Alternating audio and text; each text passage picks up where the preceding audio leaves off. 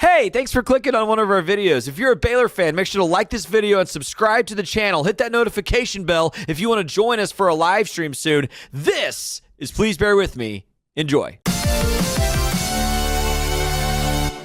I've put these into tiers because I was just interested in how did these teams compare. So tier one, I just called it, this is all world level quarterback play. And by that, I mean, I think you could take these guys in these seasons, put them in just about any system. They're probably going to kill it. And with the right defense in line, they're probably competing for championships. This is what the best charts look like.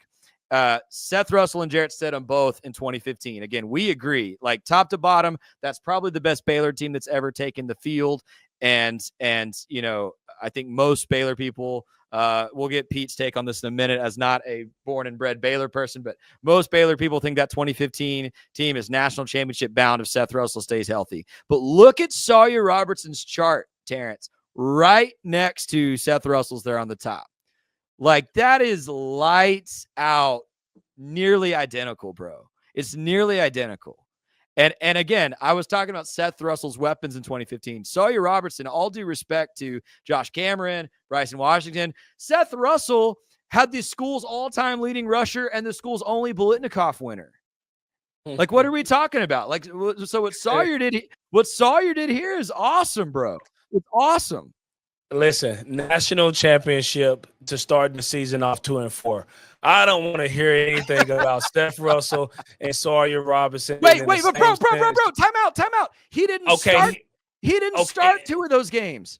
Well, that's not my fault. Okay, he was still 2-2, whatever you want to call it, bro. I mean, if you give, I'm not trying to defend Bryce Petty at all. If you give Bryce Petty the opportunities, I thought Sawyer played lights out 95% of the season when he was in being the starter. There were balls and opportunities that he flat out missed, and I don't think Bryce Petty misses them any day of the week. And so, listen, this is okay. This is okay. A great year. And this goes off on a very 6-0 run. Like that what leads to a 6-0 run, I'll take it any day of the week. We'll see what it does next year. Okay, but we're going to put Bryce's chart back up here because my second tier here was really freaking good with some holes. Okay, that's kind of the next tier of guys we got here. And so here you've got Petty in 14, Shapen in 23, Bohannon in 21, and Seth in 16.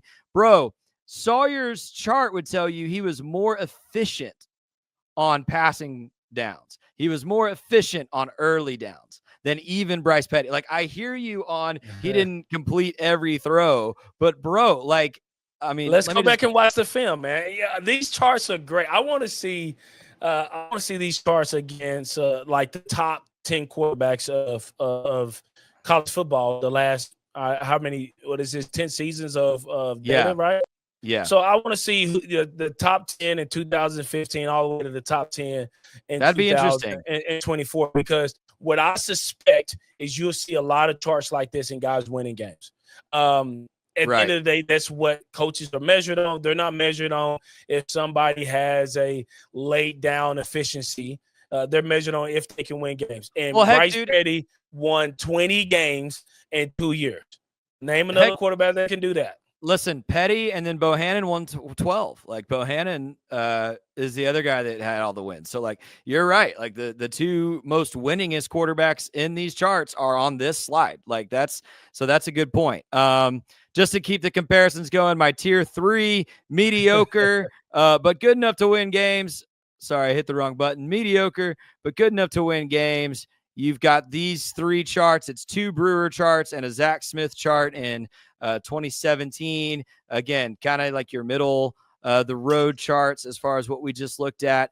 And then my last tier, just bad. Like, there's no two ways about it. These just look ugly.